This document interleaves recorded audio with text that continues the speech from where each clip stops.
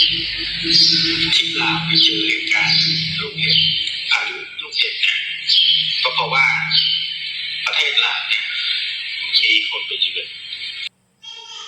สบายดีพี่น้องสวัสดีค่ะพี่น้องจ๋ามาพบพ่อกับซ่องสาวตุ๊กชาแนลอีกคือเก่าเด้อ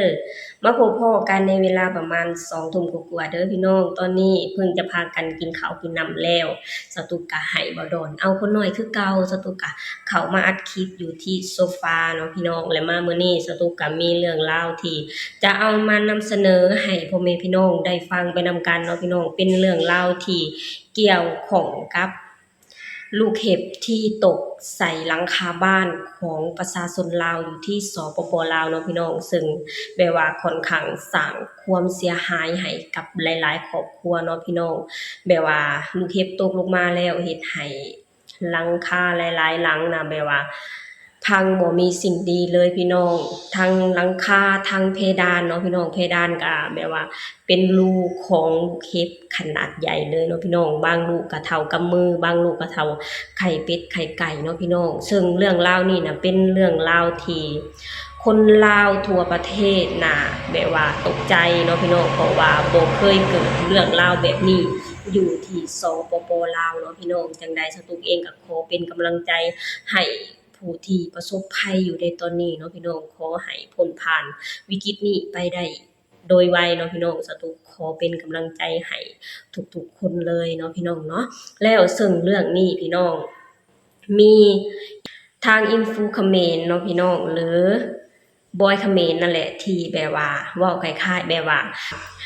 ที่ลูกเห็บตกลงมาใส่สปป.ลาวน่ะเป็นเพราะว่าพระเจ้าอยู่หัวและพระราชินีแห่งประเทศไทยมาเยือนที่สปป.ลาวจึงเฮ็ดให้มีลูกเห็บตกลงมาเนาะพี่น้องก็จะเป็นประมาณนี้เนาะพี่น้องเนาะไปพี่น้องเดี๋ยวเราไปชมคลิปนี้ไปนำกันเนาะพี่น้องก่อนอื่นหมดส่วนตัวเองก็ต้องขออนุญาตนำเจ้าของคลิปนี่เด้อที่จะเอาคลิปนี้ลงมาเผยแพร่ต่อเนาะพี่น้องเนาะไปพี่น้องเดี๋ยวเราไปชมคลิปนี้ไปนำกันเลยเด้อนี่พี่น้องสตุกต้องขออนุญาตคลิปของพี่ซี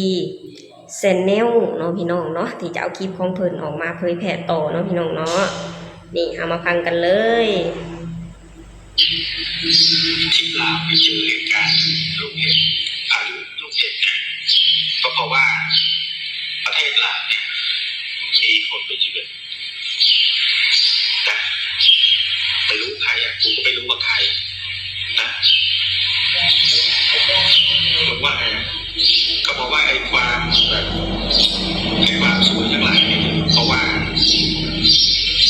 มีคนไปเยือนประเทศเขาเล่ามามั่วนะมั่วนะปกติมั่วนะกำลังโยงไปมั่วนะมันเป็นเรื่องของธรรมชาติโวยพายยังให้มันเกิดดอกโยงไปมั่วจักไผไปจักไผมาโอ้บ่แม่นกระสือบ่อยลักข้ามมาลาวบ่จักจึงเฮ็ดให้เกิดอเพศนี่มากเห็นตกบ่มีไผดอกมันเป็นเพราะภัยธรรมชาติแต่ถ้าเกิดบาบ่แน่อาจจะเป็นเพราะศพของนี่แหละศพย่างได้คืออึ้งบ่อยนี่แหละลักเข้าสปป.ลาวบ่ซักจะบ่เกิดอาเพศแบบนี้เด็ดขาดมีแนวนี่แหละพี่น้องก็จะเป็นประมาณนี้เนาะพี่น้องคือทางบอยเขมรน่ะออกมาเว้าว่าที่ลูกเห็บตกลงมาใส่สปป.ลาวน่ะเพราะว่าพระเจ้าอยู่หัวและพระราชินีแห่งประเทศไทยเสด็จมาเยือนอยู่ที่สปป.ลาวเนาะพี่น้องในความหมายน่าจะยุยงให้ประเทศไทยและประเทศลาวมีความรู้สึกบ่ดีต่อกันหรือเปล่าเนาะพี่น้องเนาะสตุกบอกเลยนะพี่น้องว่าบอยเขมรไม่มีวันทำสำเร็จเนาะพี่น้องเพราะว่าไทยกับลาวมีความสัมพันธ์ที่ดีต่อกันในหลายๆเรื่องราวเนาะพี่น้องบ่ว่าจะเป็นทางประชาชนบ่ว่าจะเป็นทางรัฐบาลเนาะพี่น้องนับมือแห่งมีแต่ความหักความแพงที่หนาแน่นที่แน่นแฟ้นขึ้นไปนับมือเนาะพี่น้องบ่มีอีหยังที่จะมาทำลายความสัมพันธ์นี้ลงได้อย่างแน่นอนเนาะพี่น้องสตุกกะการันตีเด้พี่น้องและเรื่องที่เกิดขึ้นอยู่ที่สปป.ลาวคือลูกเห็บตกลงมา อยู่ที่สปป.ลาวก็คือเป็นเรื่องของภัยธรรมชาติพี่น้องเฮาบ่สามารถที่จะกำหนดได้และเฮาบ่สามารถห้ามได้เนาะพี่น้องว่ามันจะตกลงมาตอนใดเนาะพี่น้องแต่ว่าในเมื่อมันเกิดขึ้นมาแล้วเฮาก็ต้องรับมือให้มันได้เนาะพี่น้องเนาะแล้วที่บอยขมิ้นบอกว่าที่ลูกเห็บตกลงมาอยู่ที่สปป.ลาวเป็นเพราะว่าพระเจ้าอยู่หัวและพระราชินีเสด็จเยือนลาวเนาะพี่น้องบ่แม่นเรื่องจริงเลยพี่น้องสตุกกะการันตีเลยเนาะพี่น้องเนาะและบ่มีวันเป็นจริงเลยพี่น้องการมาเยือนของกษัตริย์แห่งประเทศไทยถือว่าเป็นสิ่งที่แบบว่าทางคนลาวดีใจและยินดีที่สุดเลยเนาะพี่น้องเป็นบุญของประเทศลาวที่สุดแล้วพี่น้องที่กษัตริย์แห่งประเทศไทยเพิ่นได้ให้เกียรติมาเยือนประเทศลาวด้วยพระองค์เองเนาะพี่น้องสตุกและคนลาวหลายๆคนทั่วประเทศนั่นแหละพี่น้องดีใจที่สุดเนาะพี่น้องที่พระเจ้าอยู่หัวและพระราชินีเพิ่นได้ให้เกียรติประเทศลาวถึงขนาดนี้เนาะพี่น้องถึงซึ่งแสดงให้เห็นเด้พี่น้องว่าประเทศไทยเพิ่นได้ให้ความสำคัญกับประเทศลาวส่ำใดได้ให้ความสัมพันธ์